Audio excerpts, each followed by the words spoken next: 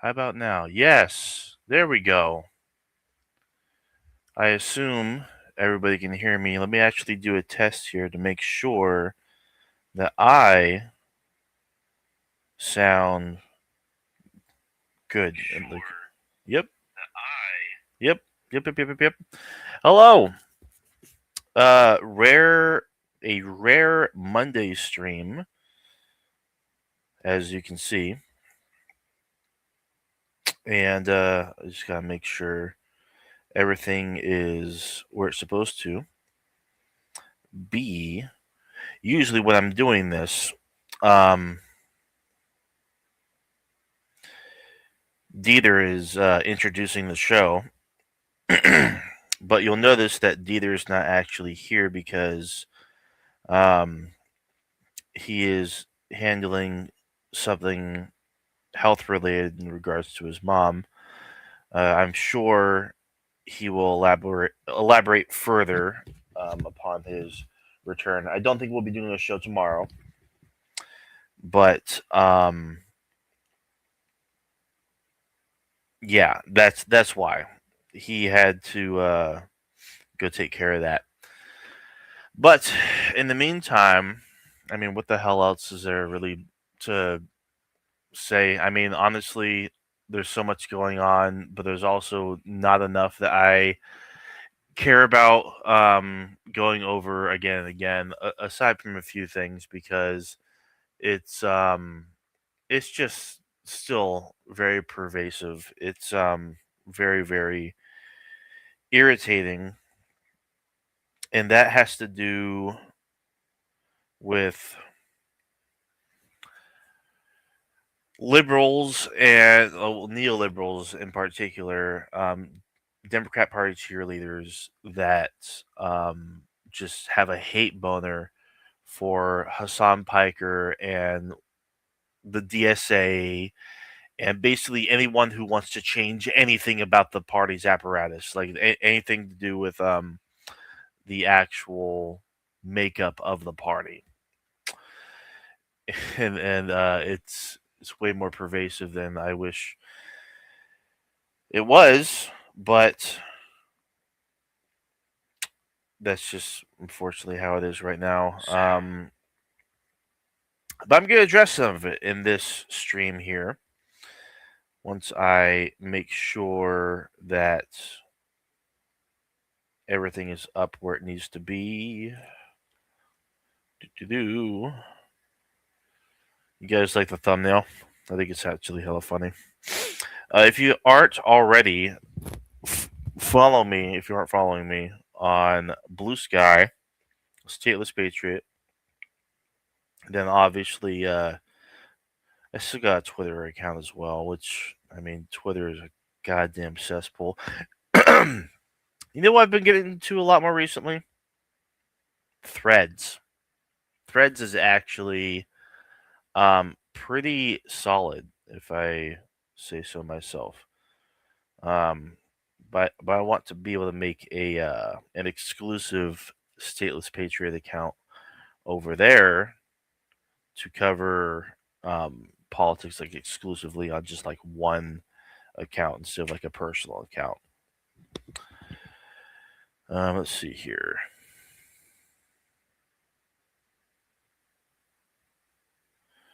All right, looks like we are good to go. So, not exactly sure what to pull up or what to look at in particular, but we do have. Let's see. Let me pull up YouTube here. Do. Oh, hey, I've gained a bit more, a few more subscribers. Oh wow, I I haven't actually checked my notifications for the channel in a minute.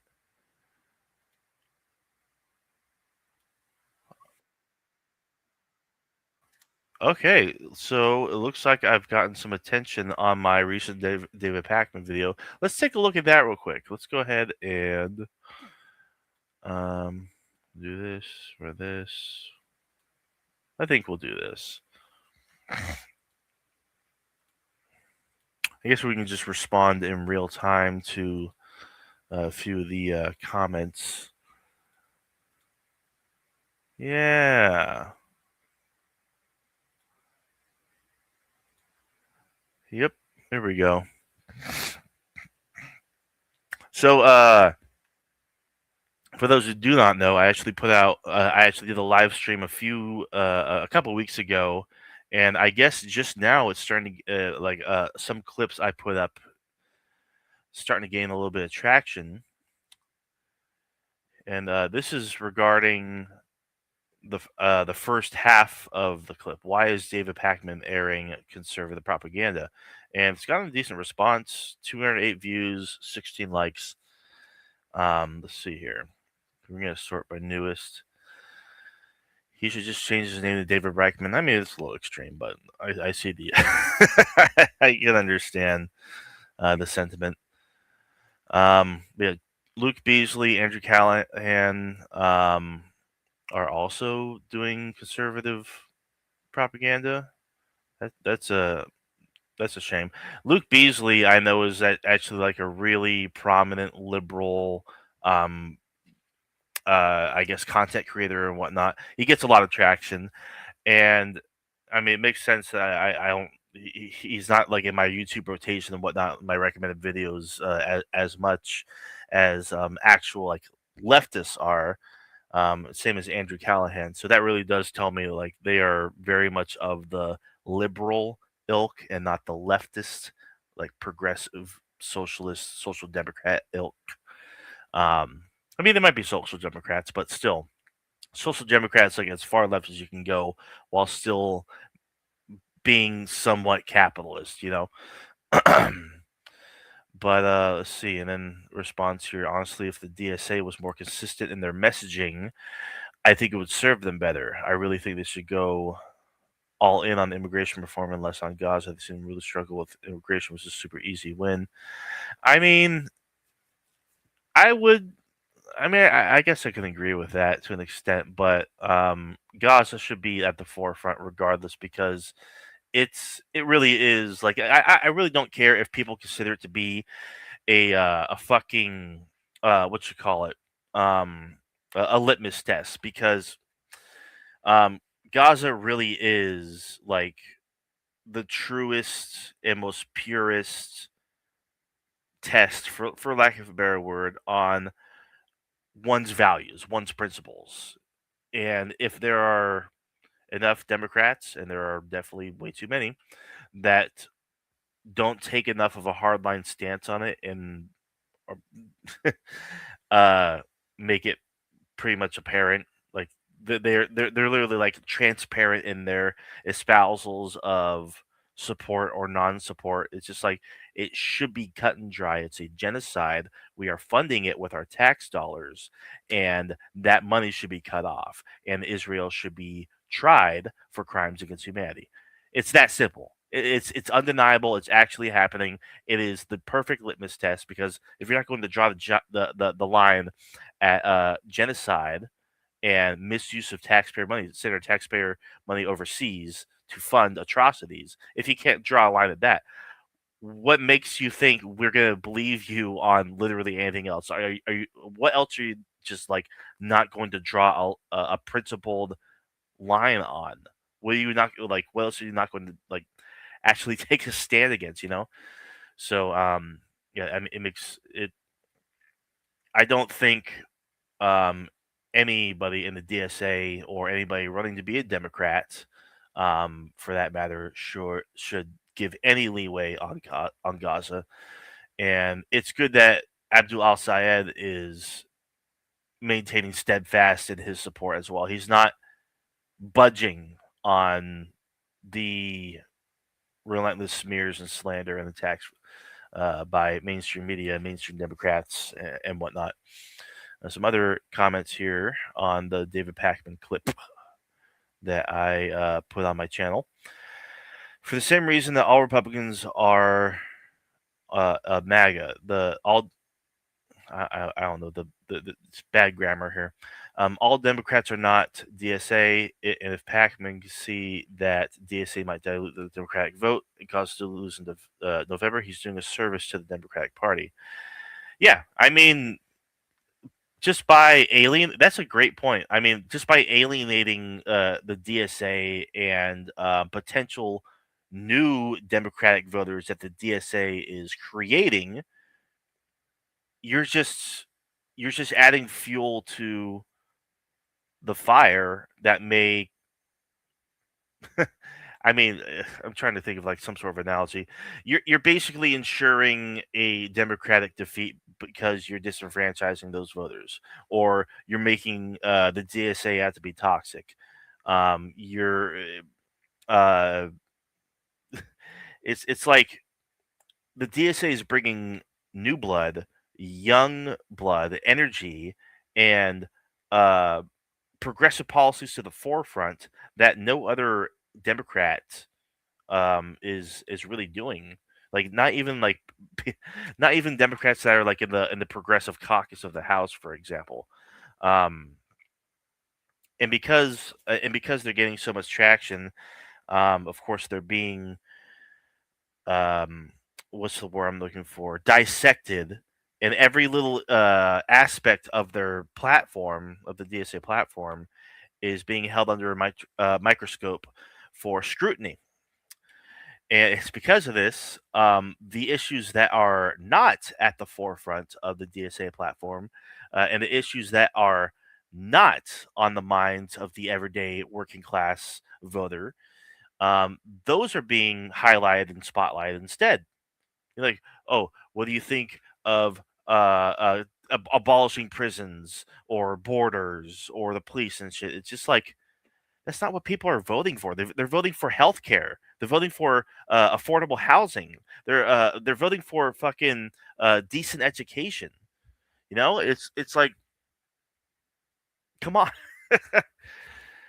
It's just so frustrating, but it's going to persist and persist and persist. And like we have to, as leftists, we have to get our arguments on lock. We have to be steadfast and not budge on these issues, not be like apologists for this person or that person, because it all comes back to policy. It all comes back to principles and what we stand for, because this is going to continue for the next couple of years until the 2028 election. The midterms are just like the first step, you know. But yeah, let's see. Let's take a look at a couple other comments here. Let's see. Blah, blah, blah. Okay, my mic is still good. DSA platform has a lot of issues. I think the average person would fall into the anti-DSA rhetoric pretty easily.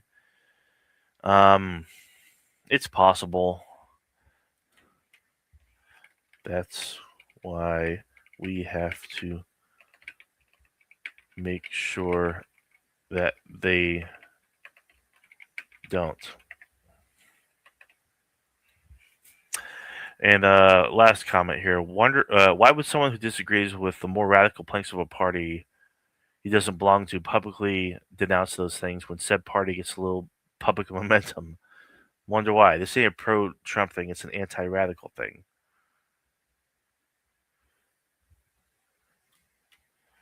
Well, the thing is, the DSA doesn't have a radical platform. Voters aren't voting for radical policies. Simple. Bada bing, bada boom.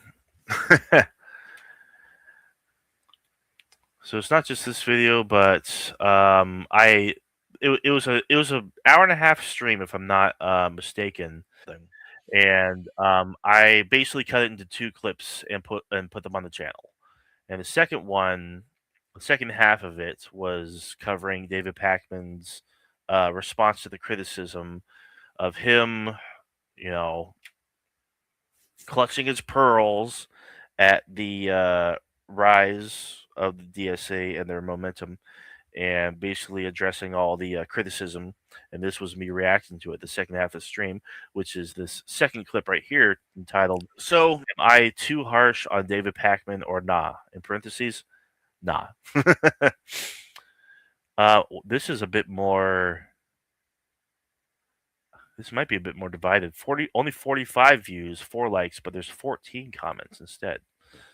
Interesting. Most of them are by the same guy. Interesting. We go by them from, I guess, in order of oldest to new. Nah, collaborator. Yes, that's actually a good term to describe David Pakman from Sugar Shane. Collaborator. Also, leftists can be free market, not capitalist. Free markets have labor power. Bingo! Capitalism destroys labor power. Bingo! Capitalism is anti-innovation. It's pro-monopoly. Exactly. Yeah, bingo. Of course, David Pakman wouldn't get that because I don't think he's actually read any fucking theory. I think leftists should use personal property versus private property and public property. All three are different things. Yes. All right, then we got a whole slew of comments from Alan Beatty. Trump administration's Stephen Miller and Mark Wayne Mullen are suffering the little children to come into the orange morn of the hate and evil. Live it up. I mean, yep. There's one thing we have to thank Trump for. He has publicly identified the swamp by name. He has brought his deep state up to the surface. Now it's time for the American people to obliterate Trump's swamp and his cohorts in the deep state. I would agree with that, but I mean, there's definitely a whole bunch that are still very much asleep on the Republican side that don't see this or are failing to acknowledge it because that would mean that their entire life, their entire lifestyle and worldview and support of Trump and MAGA has been all a lie. And they don't want to face that reality. A lot of them are still in fucking denial. This guy gets spicy. Yeah, send ICE, DHS, Homan, Steve Miller, Mark Wayne Mullen as the first to land on Iranian soil. Take the crypto baby baron with them. Jeez. There's one thing about that's just a copy of the other. Okay. These are just copy. These were posted more than once. Operation Warp Speed for Epstein files now. I can agree with that. Operation Epstein Speed, I would say. Trump and his personal lawyer Todd Blanche are disgusting, but worse is that the Republican GOP, MAGA, and Trump administration are more than disgusting. Yeah. Confuses guilt with golden guilt. Fastest Republican Party avoiding auditing due to their intense internal fraud. Absolutely right. Money is disappearing into Trump administration pockets. That is absolutely true. Like, it's insane. Like, and there's something that I do credit David Pakman with in the video, and it's that content like his when it comes to going after the Trump administration and just the litany, just the slew of endless corruption, is that it's necessary because there's so much of it. A lot of it gets lost in the weeds, and it's just so clear and blatant how so much of the dealings going on within the Trump administration it's just to enrich Trump's buddies. And there's so much obvious insider trading and market manipulation going on. Tens, hundreds of millions of dollars are being made, billions are being fucking made. And it's just like, oh, whatever. Can't do much about that. It's insane. It's like it's being normalized in a way because it's not like being screeched about. Like there aren't enough screeds in mainstream media about it. It just doesn't get the traction that it needs. It doesn't get the attention it needs. All right. Last few comments. Corporate capitalism is not democratic. Socialism is democratic. Bingo. No need to put the word democratic in front of socialist. It's implied. It means a production owned by a worker, by definition, is democratic. Exactly. Exactly. It's redundant, but um the reason why democratic socialism is like the term is a lot more common these days, and it's the name of the fucking organization is for one, it's because of blah, blah, blah, blah blah blah blah blah blah. Sorry, fuck, can't speak. It's because of Bernie Sanders popularizing it, and also it there is a distinction to be made, but um this McCarthyite fear mongering about socialism has persisted for decades. And with this fear mongering, if you peel the layers away, the issue that a lot of people for decades and decades have had with socialism is this idea that it is inherently authoritarian. And I mean, to an extent, it is because it would require a drastic reshaping of the economy. But inherently, everything about socialism and socialist markets is democratic.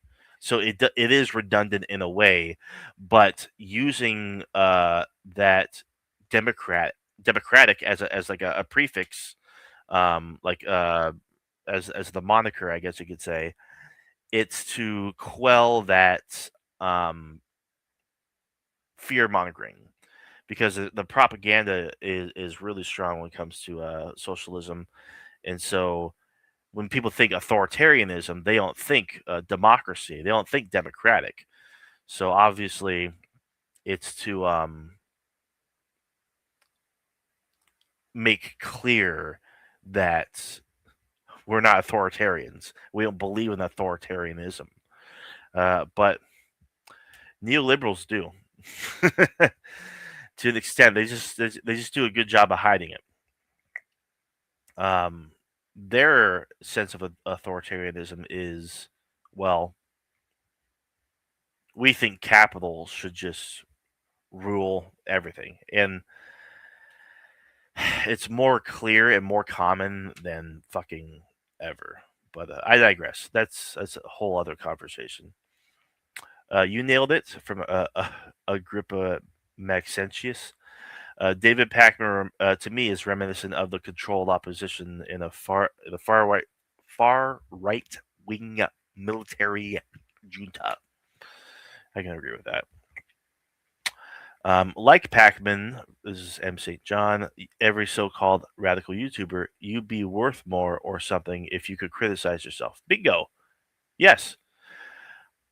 Why would you resort to this authoritarian mode of monologuing? What do you get from it? Does it make you feel like you're doing something? What are you trying to do? Have you thought about whether it's actually effective or just self-gratifying? Yes. And I doubt David Pac-Man actually, I'll actually type that. I doubt David Pac-Man actually reflects on this or takes any of it into consideration because his primary consideration is serving his channel, which serves the party, the Democratic Party, and capital ultimately. Yeah, I mean, because David Pac-Man is first and foremost a businessman, you know? So, of course, he's not going to be forthcoming and forthright about his intentions. Let's see.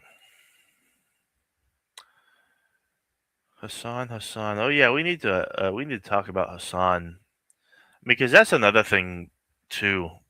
Fucking it's like the whole Hamas thing over um it's the same exact playbook. It's like condemn Hamas? Do you condemn Hamas? Do you condemn Hamas? Let's see. Hold on one second. Relax. These are non-alcoholic. Um, that's been the litmus test on the neoliberal democratic establishment side now is, you know, do you condemn what Hassan Piker says? It's just like, I thought you guys wanted a Joe Rogan of the left. It's like you have one now. He's like the biggest Twitch streamer there is, I think, something like that. Probably the biggest political Twitch streamer. And now he's like, because he doesn't toe the party line, because he is an avowed socialist, because he dared say that he wouldn't vote for Gavin Newsom if he was a nominee. That was like one of the biggest breaking points when it came to the endless smear campaign against Hassan Piker. Is his refusal to just fall in line, because like a lot of people don't understand, the Democratic Party does not like it if you don't fall in line. They don't like independent thought. They don't like actual like democratizing of ideas. Excuse me. Because like you can look back like many years, and you can clearly see that their narrative is the narrative, and any deviation from that is a threat or to be mocked. Until eh, that challenge to their narrative becomes the prominent narrative. The challenge to their narrative that becomes prominent to their narrative, the prominent narrative ends up taking hold in the way to where um, the Democratic Party and uh,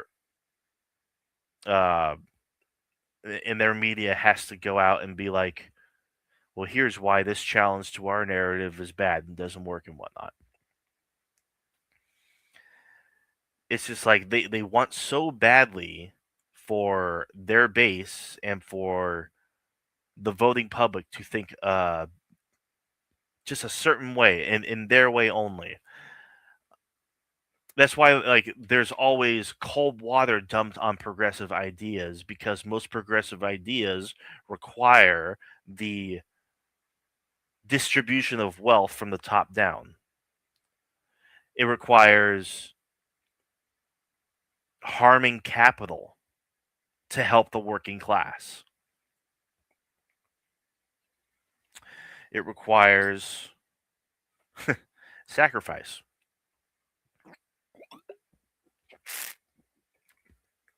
A big thing progressives want is increased taxes. But it seems like the biggest bills that get passed, like every election cycle, and mind you, these are on bipartisan lines most of the time too, are tax cuts for the rich. Now, it's not always on bipartisan lines. It's most of the time that's for the military budget. But generally, even the majority of sitting Democratic Party members in the House and Senate support raising taxes. It's just ridiculous, because the narrative is always like, oh, well, how you get paid for this? How you get paid for that? And whatever. But no one ever asks how we're going to pay for the military budget or more tax cuts for the rich that they don't need. It's because both parties serve capital, period. But if you're Hassan Piker and you say literally everything that I just said, you're like public enemy number one. It's fucking ridiculous. Um, let's see. Let's just take a look at my like just what I've been saying on Twitter lately, for example. Let's see here.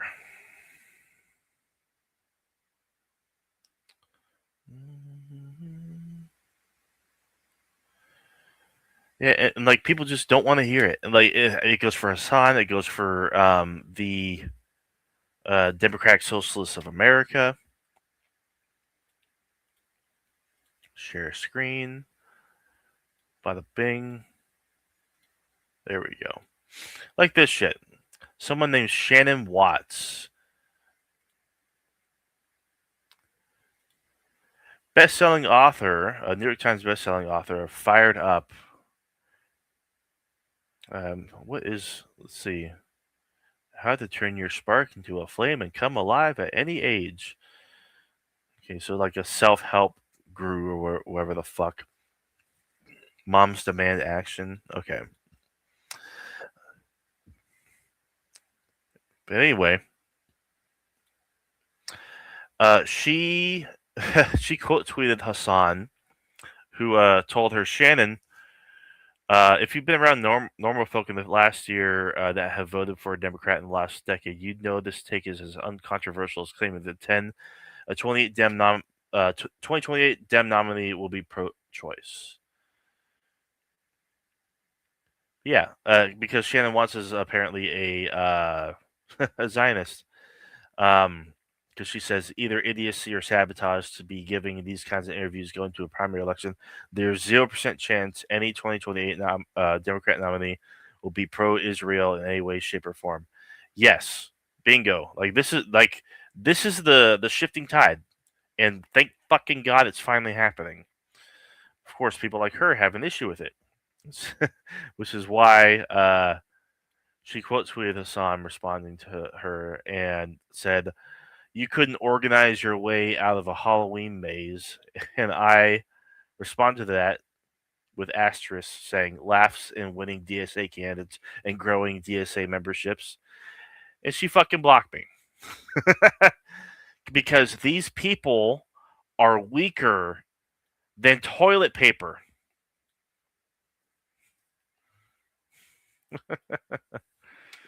So come on. Come on. Is this the best you guys can do? And they don't want to debate. They just want to talk down to you. They just want to fucking, you know, act all snobby and shit.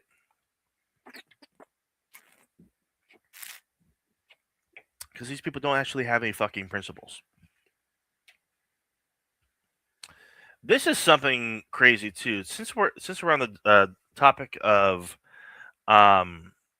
David Pakman and the opposing genocide and shit, I wonder if this will actually play.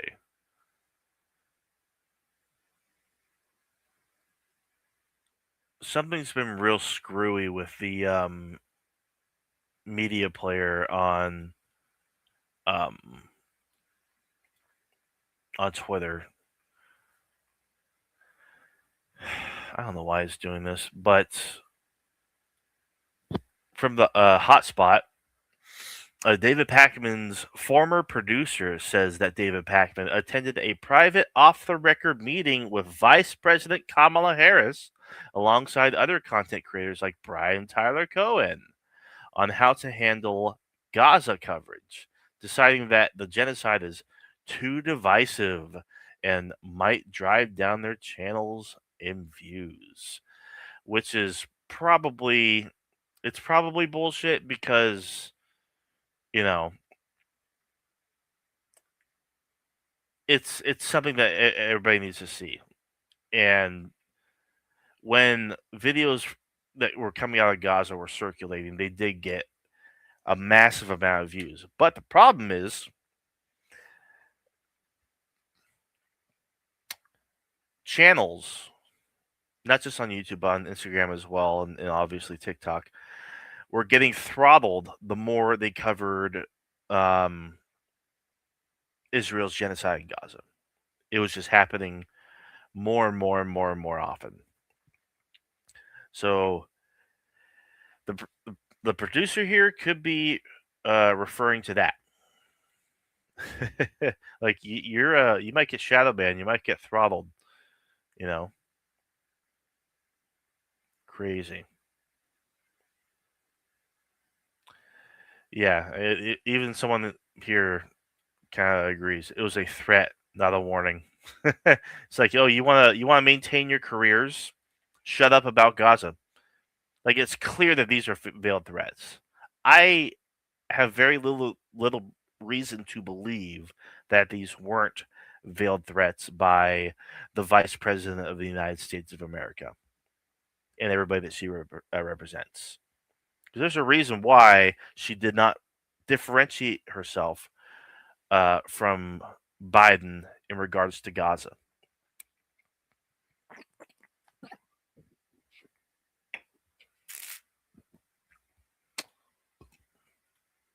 What else we got here? Let's see.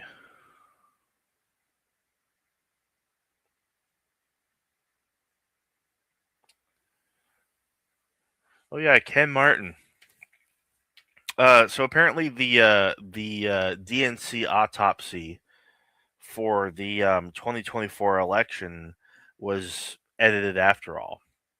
Because when it was first released, it was controversial because it had no mention of Gaza or Israel and their um, military operation in the Gaza Strip whatsoever. So people thought that was really weird.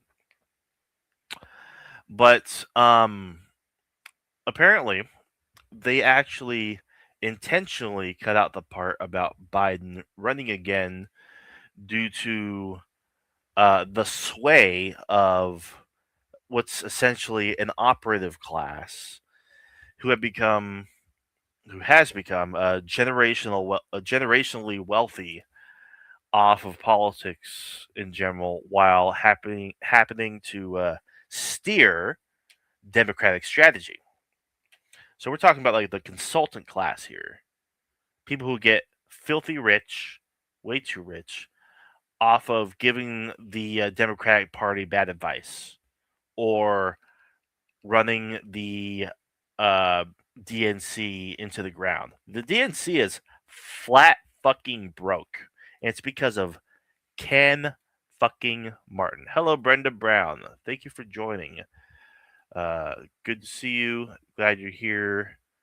Leave your thoughts below and all that good shit. So, yeah, Ken Martin is a gigantic crybaby. He's literally on record telling people, if I go down, I'm taking everybody else down with me. Just like, wow, if only like when we were picking a new leader of the DSA, not the DSA, the DNC, that we go with the guy that was the more progressive option at the time. The guy, because who did Bernie Sanders endorse? Bernie Sanders endorses DNC chair. Let's see. Oh, this is all from 2018, 2024.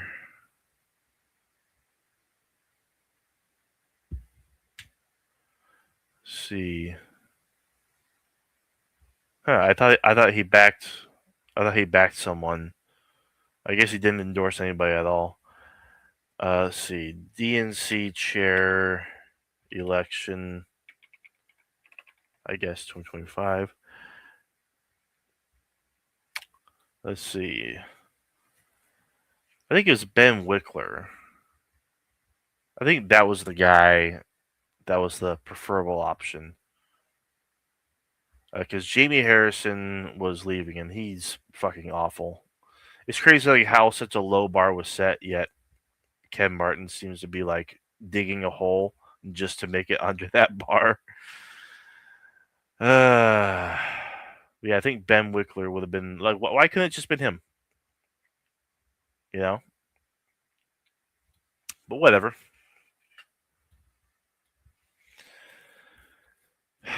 Yeah, he's got to go. He's literally like, there's a recording of him on a conference call crying, like literally crying, because David Hogg, the star that happened to be a survivor of what was it? It was a mass shooting in Florida. I forget what school it was, but he became famous. And actually, I think he became co-chair of the DNC before they either kicked him out or left. And he's been on a tear lately. I think he wrote an article for like Common Dreams or something like that. It might have been a different um, outlet, but it was like an opinion piece, I think.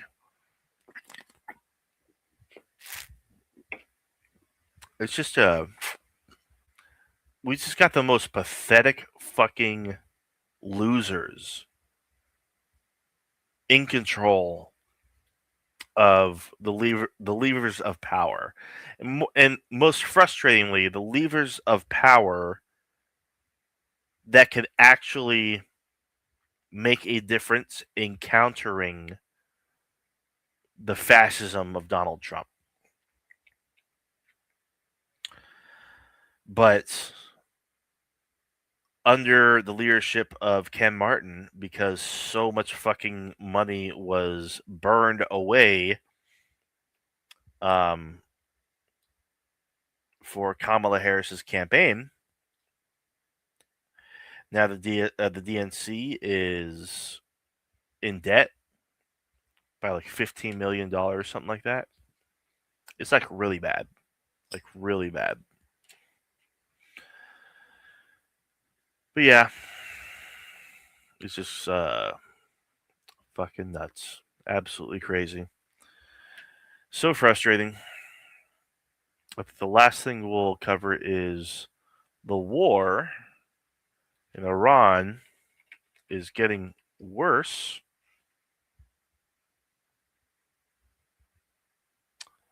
Let's see here. I think everybody should subscribe to this guy, honestly. Anybody here ever hear of Mr. Global? He is a primary, well, not a primary source, but he is a frequent source for me when it comes to updates on the Iran war and you know, the oil market and everything. Let's watch his latest video actually.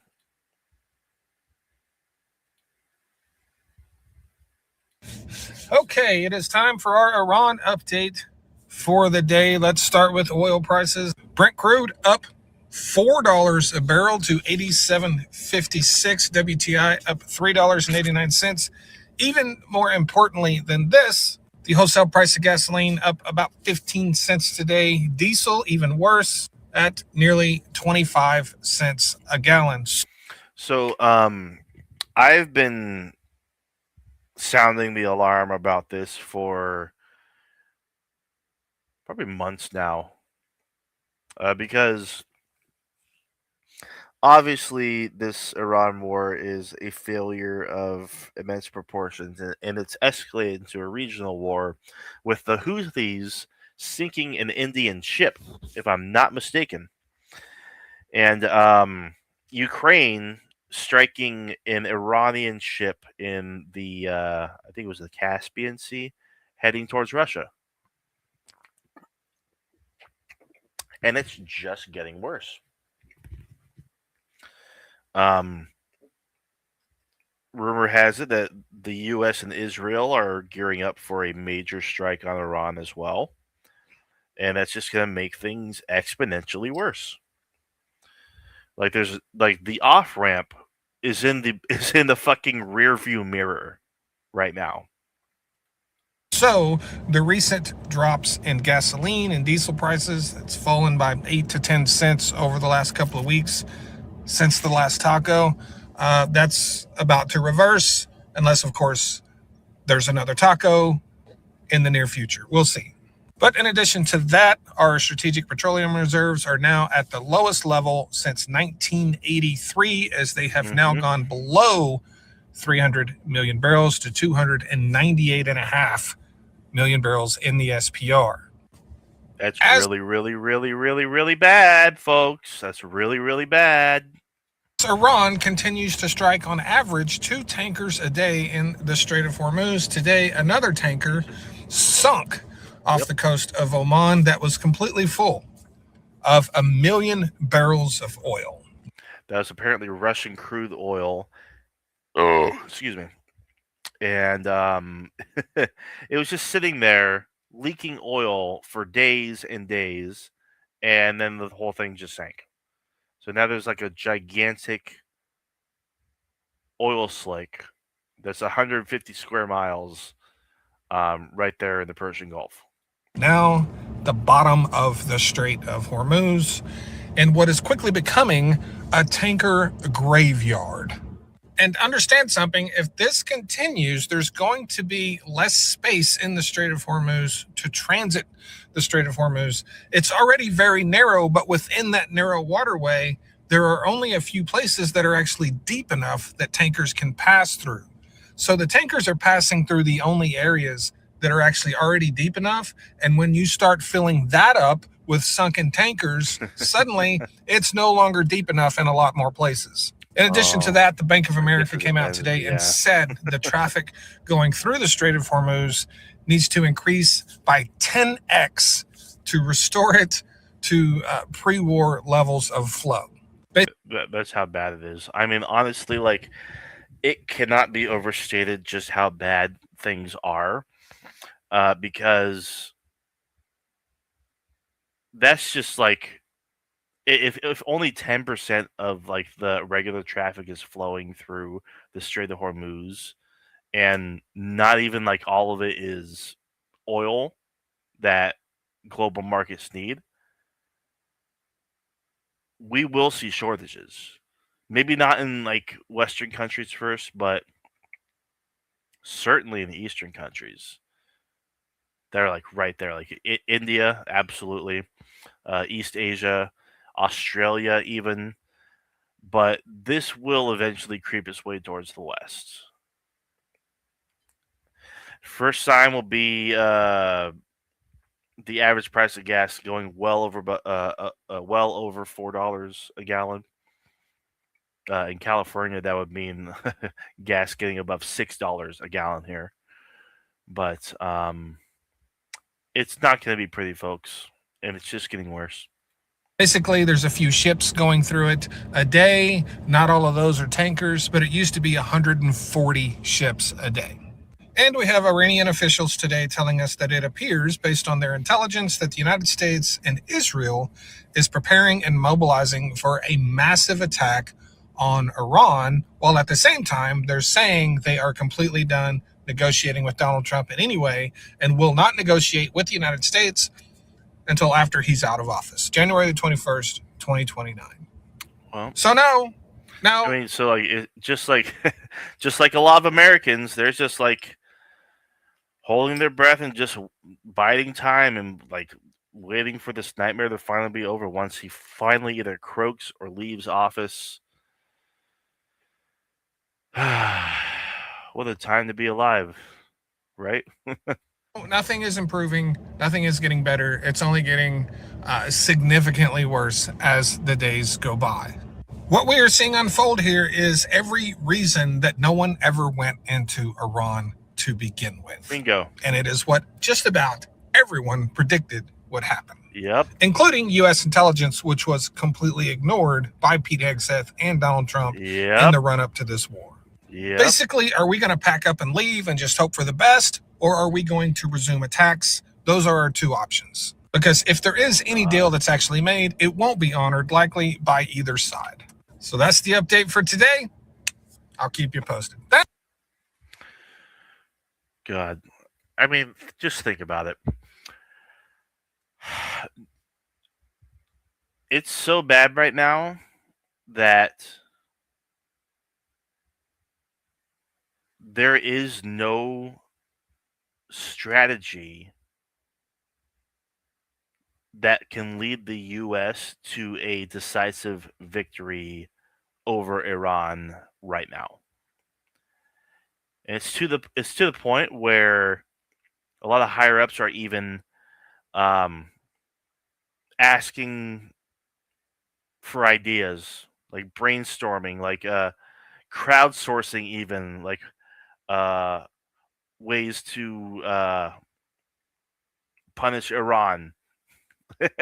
Like, do you realize how badly you have to fuck up? Like, as an administration, Trump, Hegseth, whoever was involved in the fucking decision making progress process when it came to starting this war in the first place. Do you realize how badly you have to fuck up where the U.S. military is being asked to brainstorm on ideas on how to like pressure and punish Iran in any way? Like there is literally like there's no clearer sign than that of a U.S. defeat. It's over. I mean, this was already over months ago, but there was like a lot of hemming and hawing and love. Like, oh no, it's just a few more weeks, like 5 weeks, and then we'll achieve our objectives. We'll obliterate their nuclear program. We're gonna open the Strait of Hormuz. Nothing, none of that fucking happened. None of that fucking happened. And here we are. It's just remarkable. Like there's just endless cope on the right for weeks and weeks. What now? What of it now? Strait's not open. War is still technically on. There's no deal. Iran doesn't like Iran is like fuck you. Like there's actually been attempts by the U.S. like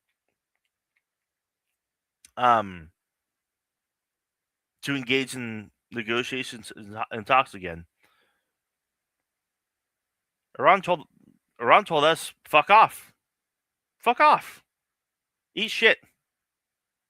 We ain't fucking talking to you. Why the fuck should we? We hold all the fucking cards.